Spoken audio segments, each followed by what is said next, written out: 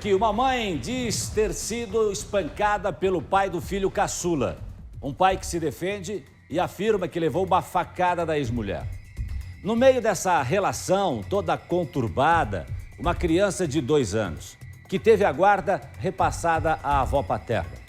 Ontem a gente adiantou esse caso aqui no Balanço Geral. É a história da ex-Miss Curitiba, Bruna Pacheco. Bruna conta que não vê o filho há 5 meses. Contou pra gente ontem, falou aqui. Diz que ela estaria sendo impedida pelo pai do menino, Norberto. O depoimento dela viralizou nas redes sociais. Mas esta é apenas uma entre tantas disputas travadas pelos dois.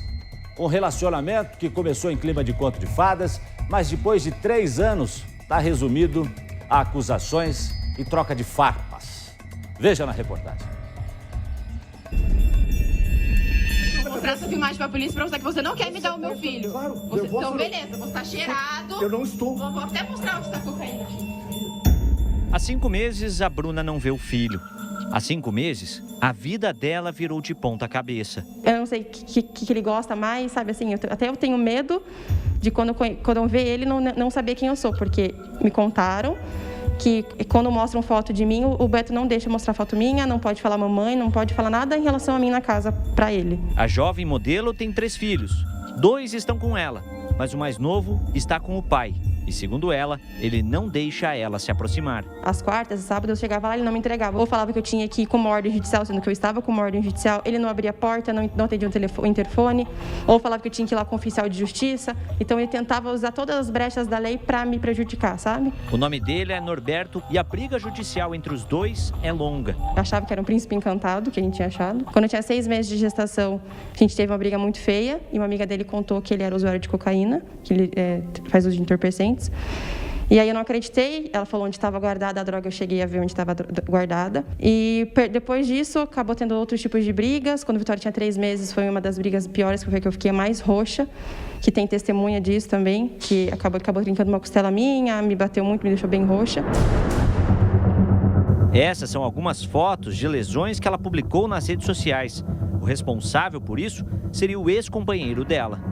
Em uma das vezes, ela disse que revidou, chegou a esfaquear o homem. Ele veio pra cima de mim, me deu um mata-leão, e nisso foi pra cima do meu outro filho, porque ele foi pra me defender. Nisso eu peguei uma faca, a gente estava na cozinha, e ele veio pra cima de mim, e isso furou, assim, a barriga dele, né? Só que depois disso, além de se culpar, voltou a ficar com ele. Ele não tinha ninguém, acabei tentando ajudar ele a sair das drogas.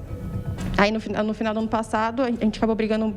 A última vez foi porque eu entrei em contato com a minha mãe, e ele não queria que eu entrasse em contato com a minha mãe, não queria que eu tivesse contato com ninguém. E ele me expulsou de casa. Nesse vídeo, ela diz que quer sair de casa e levar o filho.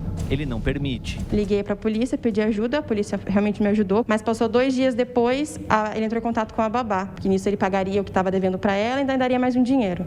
Ela fez isso, levou até a casa dele. Nisso eu fui para a casa do Norberto tentar pegar meu filho. Não consegui, porque não tinha guarda definida. Que a separação era recente, né? Então não tinha entrado ainda a questão de processo. Aí a babá foi detida por abandono de incapaz, porque deixou 2 crianças de 6 e de 4 sozinhas ali no apartamento. E a Conselho Tutelar foi acionado. A justiça decidiu então que o filho do casal deve ficar com a avó paterna. E a Bruna garante que isso não está sendo cumprido. A advogada da Bruna afirma que a situação só se agrava, pois a criança estaria com o pai, o que não foi permitido pela justiça. E desde então, a Bruna está tendo dificuldades de acesso. Ora porque ele entende que o oficial de justiça tem que acompanhá-la, ora porque ele acha que tem que ter uma busca e apreensão, ora porque tem que ter uma ordem de arrombamento, e a última alegação é de que a decisão estaria embargada e que ela não poderia ver o filho. De acordo com as informações que nós temos da justiça, a guarda então do filho da Bruna com o Norberto deveria estar com a mãe dele. E por isso nós viemos até a casa dela, viemos procurá-la para saber se de fato o neto está com ela ou se continua com ele. A informação que a gente tem é que está com ele, mas vamos tentar descobrir de fato como isso tudo está acontecendo.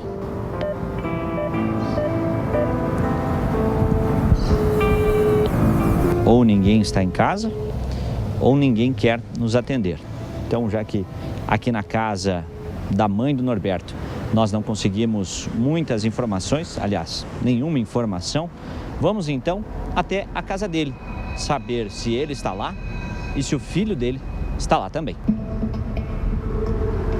E nós viemos então até o endereço onde mora o Norberto. Nós não temos acesso ao apartamento dele.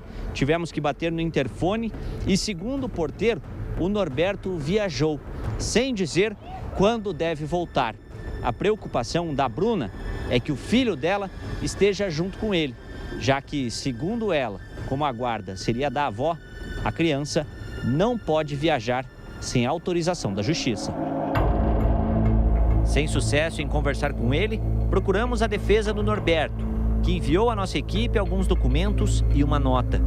Sobre as facadas sofridas por ele no ano de 2019, o advogado afirma que foram 2 tentativas de homicídio.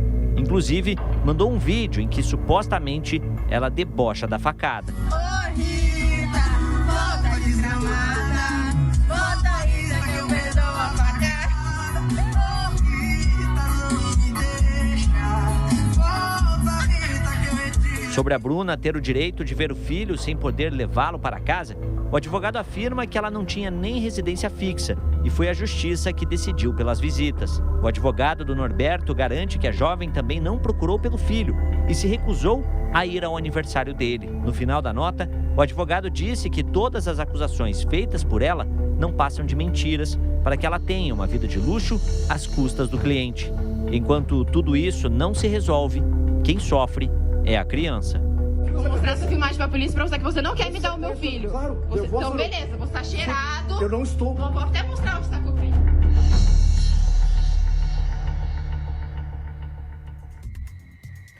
Pois é, o que a gente lamenta realmente, Bitar, trouxe aí a reportagem pra gente, doutora Márcia Marcondes, é a situação dessa criança, né? Porque a gente viu que dos dois lados aí tem problemas.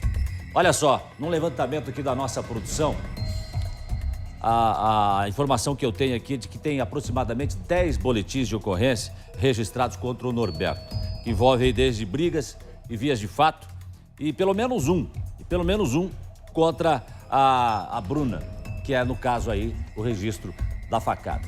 A defesa de Norberto, inclusive, alega que Bruna se recusou a ir à festa de aniversário do filho. Lembra que ontem a gente falou sobre isso? Lembra, doutora Márcia? Que ela inclusive, falou que estava, inclusive, com tanta saudade do filho e não teve nem a chance de visitar o filho, de participar da festa do aniversário do filho. Aí a defesa do Norberto alega que ela teria sido convidada, inclusive tá aqui, ó, no ofício que enviaram pra gente, tá aqui, ó. Eles dizem o seguinte, que a Bruna somente buscou notícias sobre o filho uma vez, recusando-se, inclusive, a comparecer ao aniversário de 2 anos do infante.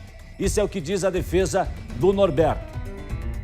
Você vê que essa criança está no meio de uma situação, doutora Márcia, que deixa todo mundo preocupado, viu? Quando as pessoas acabam usando a criança como cabo de guerra, quem sai machucada é a criança. Então, colocar um momento em que haja a possibilidade de se priorizar o que essa criança precisa. A criança precisa de conviver com pai e mãe, toda criança precisa. Sendo possível, toda criança precisa. Então é necessário buscar um momento de equilíbrio em favor dessa criança, independente das outras disputas que eles tenham, seja econômica, seja essas outras judiciais criminais, mas que se priorize a criança nesse momento, porque ela tem 2 anos. Com 2 anos, as crianças já têm muita percepção do seu entorno, né? Elas percebem o que está acontecendo, elas sentem atenção e isso acaba afetando-as no futuro também, né? A senhora lembra, doutora Márcia, que ontem a senhora, inclusive, perguntou aqui ao vivo para a Bruna como é que era a relação dela com o pai dos outros 2 filhos dela, como é que era a relação com os outros filhos. A senhora lembra o que ela disse, não? Sim, ela disse que ela tinha uma relação conturbada durante o casamento com esse pai dos meninos, mas que atualmente não teriam nenhum problema, as crianças permaneciam uma guarda compartilhada em que esse pai viria nos fins de semana, que é um equilíbrio razoável, né? Agora, a gente sabe que nos primeiros momentos de uma separação, a coisa é muito difícil de ser conduzida.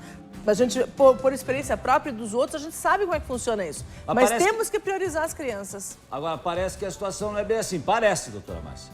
Parece que não é bem isso que foi dito. Porque é o seguinte, a defesa do Norberto alega que a Bruna foi indiciada, sim, por maus tratos contra os outros 2 filhos, que são do outro relacionamento. Colocaram isso na nota, inclusive, que foi enviada pra gente aqui, para o balanço geral. né? E tem realmente, a nossa produção também checou, encontrou aí alguma coisa nesse sentido também. Então, quer dizer, são acusações dos dois lados, né?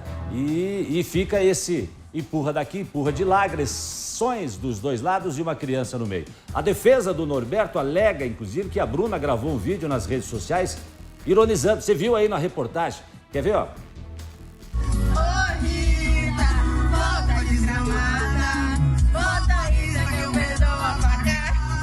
Ô Rita, não me deixa, volta Rita que eu retiro aqui. Agora vou dizer uma coisa pra você, né? Tem que ver também se é muita coincidência, o fato da moça estar no carro cantando essa música, se realmente foi uma ironia, enfim, o que aconteceu. A advogada de Bruna diz que a cliente pediu para ir à festa de aniversário do filho. A mãe de Norberto disse que falaria com o filho. No final, Bruna não foi por conta da medida protetiva. A advogada defende que isso, inclusive, contraria a versão dos advogados de Norberto, que falaram que Bruna teria se recusado a ir à festa do filho. Então quer dizer que aí já tem um outro capítulo dessa história. Tá muito confuso, né? Muito cinza, né? Não temos uma cor definida. Tá muito confuso. É difícil até ponderar qual é a verdade dos fatos com as informações que chegam, para todas elas são contraditórias, né? Todas buscam uma defesa por um lado e um ataque por outro, mas não buscam uma normalidade. Isso é bem passivo aí, né? A advogada de Bruna diz que Norberto já tem um histórico de violência contra outras mulheres. Segundo os boletins de ocorrência encaminhados por ela, seriam agressões verbais e físicas, como tapas, socos e também o golpe mata-leão. E aí é o seguinte, a advogada de Bruna afirma que a cliente procurou a ex-sogra várias vezes para visitar o filho, mas a mãe de Norberto não atenderia mais as ligações e nem respondia às mensagens. Fica difícil uma normalidade quando a pessoa que deveria funcionar como uma pessoa para fazer o meio de campo entre os dois, ou seja, que não seria a pessoa diretamente envolvida, não está colaborando. Mas é necessário exatamente apurar quais os fatos, quais são as outras coisas que aconteceram, porque existem muitas variantes nisso. E a gente tem só uma fotografia do evento, né? A gente precisa de mais informações para pontuar onde é que está a verdade, e a gente sabe que essas contradições um dia se amoldam, mas voltamos a pontuar. Quem acaba sendo prejudicado é uma criança de 2 anos e não esses dois adultos. Vamos tocar o barco aqui no Balanço Geral.